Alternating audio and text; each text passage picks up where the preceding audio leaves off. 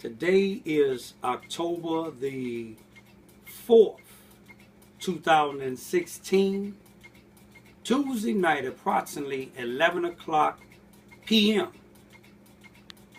I haven't made a YouTube video in a long time. Things has been happening. And I just want to focus on this picture here for 1 minute. Because I got new friends in London and other places outside of this country or continent. And I want them to see these two young babies here. This picture here was taken August of 2008, about 1 month after I got them back. They was taken away from me by their mother with the use of force with some of the Charleston, Missouri Police Department. They came in my house May the 19th, 2008, a little bit after midnight. Took these children for no reason at all. But their goal was to get me to get violent so they can arrest me or kill me. I didn't do neither. But some say I'm a menace to society and a racist. But this photo here, when I got them back, they was taken out May the 19th of 2008, a little after midnight, with no DCF involved. But their mother was a known heroin and crack addict. But they gave it to her anyway. They harbored her in the Suzanne Wesley so-called shelter for women. But you remember in a couple of my YouTube videos, I told you the money that the United States Justice Department in Washington, D.C. get these people. The Suzanne Family Wesley Learning Center here in Charleston, Missouri. You remember in 2014, they got $299,000+ for one program where they have these so-called women victims of violence. But there was no violence done to my daughter's mother. If it was, I would have been arrested. I would have been charged. There would be something down in the Charleston, Missouri Police Department said that I was arrested and charged for what? Domestic violence. Nowhere you would find it. But my attackers, black and white, some of them from the Suzanne Wesley Family Learning Center, some from the Lincoln University, Sites in Missouri Extension, Charleston, Missouri Police Department, Charleston R1 School District, City Hall, and some of these other people. And I'm not saying all white is involved in this. Just like I'm not saying all blacks is. They know who they are. But my thing is, I want to show you something. This cast on my baby's arm. I know her arm was hurting when she was given to her drug addict mother, who they knew was on heroin. How could you not know somebody is not on heroin and they in your shelter? For no matter how many days, they got a habit. They get sick. I know because I done watched her cold turkey before. I helped her clean herself up until she got with these attackers in this town. Police in these organizations that I'm mentioning. Feeding her this narcotic so they can keep their programs up. They didn't care about these two young girls. They break up families. But her arm was broken while she was in the care of her mother in this Charleston, Missouri Police Department in these so-called shelters. 70 days they was gone. When I got him back, the doctor in St. Louis, the documentation will show you. My youngest baby had just turned 2 years old She had a fractured elbow for the minimum of 2 weeks, running in the streets. They let her get out of town. I just wanted to show y'all this here, to show you what I'm up against. Judges was involved, because they said a judge gave them an expose to come in my house to take the children at midnight. The police chief, when I asked him the next day, is there any charges on me? He said he had nothing to do with it. He said it was Children and Family Service. But you will see nothing with Children and Family Service involving this incident when they allowed my children's mother to come take them out of the house and held me at gunpoint a little bit after midnight. For what reason? I didn't do anything wrong. I was working on a farm 7 days a week. She left the house May the 16th, 2008, and stayed out until May the 19th, a little after midnight. I made a police report for a missing person the very next day after she left out, and let them know her history of narcotics and other children in Chicago abandoned by her. But yet, they make me look like the villain, just like they continuing to do now. How is it that individuals can go around in the streets and tell people that I'm a rapist, but you can't produce nothing, no paperwork, no convictions, nothing to show that I raped anybody or I was ever charged with a rape? But when I video the individual, I'm arrested. People say, why won't I file a slander suit? How could I file a slander suit when this individual and the people he worked for,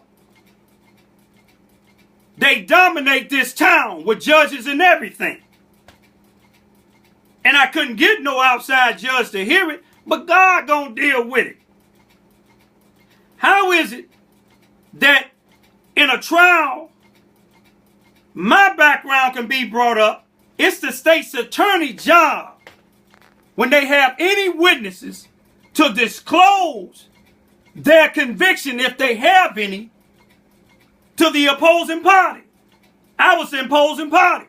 They brought up convictions of me 40 years ago when I was 18 years old.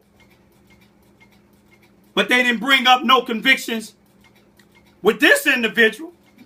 You know why? Because this individual was convicted in 1998 of voter fraud. But you see, it's something about this particular voter fraud that they didn't want to be revealed, because he was in the black neighborhood giving blacks $1 to vote, or a 40-ounce can of Old English beer. But the people he was giving it to, he couldn't give it to people like me. He was taking advantage of the people like my daughter's mother that was addicted to heroin, crack, or alcoholics. You see, last year, a judge from outside of this 33rd Circuit came from another circuit and heard a case last year when this individual lawyer didn't want his criminal background to be brought up in court. The judge said, the legitimate judge said, his background tells me credibility. You see, his background wasn't brought up in this court, this trial, this so-called trial I had August the 25th of 2016, because if it was, his conviction would have came out, and his conviction would have showed that he has a history of deception. He can't vote. Why can't he vote? Because the federal judge, not these state judges that him and the people he worked for, dominate this place. You see, some of his people said that they was going to make me commit financial suicide. In other words, they're going to make me spend so much money on court costs, fines, bond money, paying attorneys, and it's all going to be meaningless because I ain't gonna get no help. They have been taking our money. Taking the money that I feed my children and my 88-year-old World War II veteran dad with. But one thing about it, God said, not these people with these black robes in the 33rd Circuit in Charleston, Missouri. Not these people that wear these blue uniforms call themselves police officers. Not these people that call themselves the city attorney that wearing these fancy suits. Not these people that call themselves principals and administrators in the Charleston R1 school district. Not these organizations. But God said the righteous will never be forsaken, nor would his seed beg for bread. You see, one thing about these people that been attacking me and my children, you trying to make me get violent. I ain't gonna get violent. One thing a judge or nobody else can't tell me what to do is if somebody come to try to harm me and my daughters or my daddy, I'm gonna protect myself. Even if it's a judge. Even if it's a police officer. Even if it's the president. I got a right to protect myself. I'm a man. I'm not a sellout. I can't be bought by any price. I stand for what's right. And that's one thing that they don't like here. But see, one thing about my daughters, they strong. They let a white bus driver do something to my same daughter whose arm was broke. 5 years old, 60 pounds.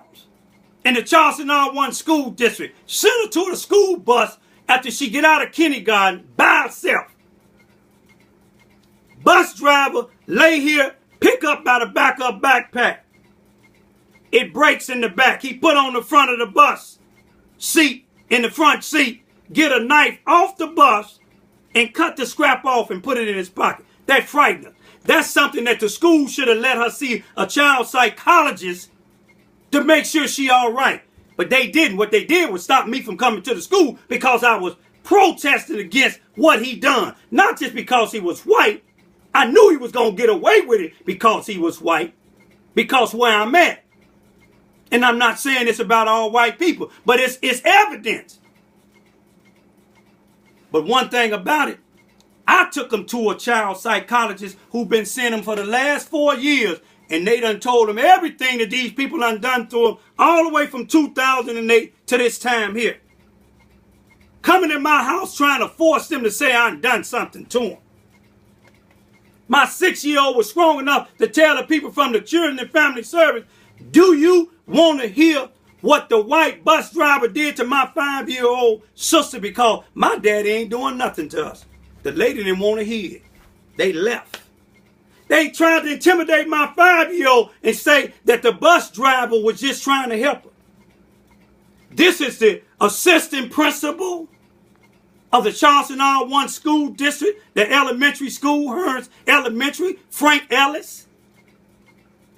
And the police resource officer, Brenda Batford, who works for the Charleston Police Department. These grown people trying to intimidate my then 5-year-old daughter to say that the bus driver was trying to help on the bus. How is he going to try to help on a place she shouldn't have even been at that particular time by herself with him? But anyway, to end this here, even if I don't beat my case out on an appeal for this case that they just convicted me of, one thing I know, God is going to deal with these people in their families. Peace be still.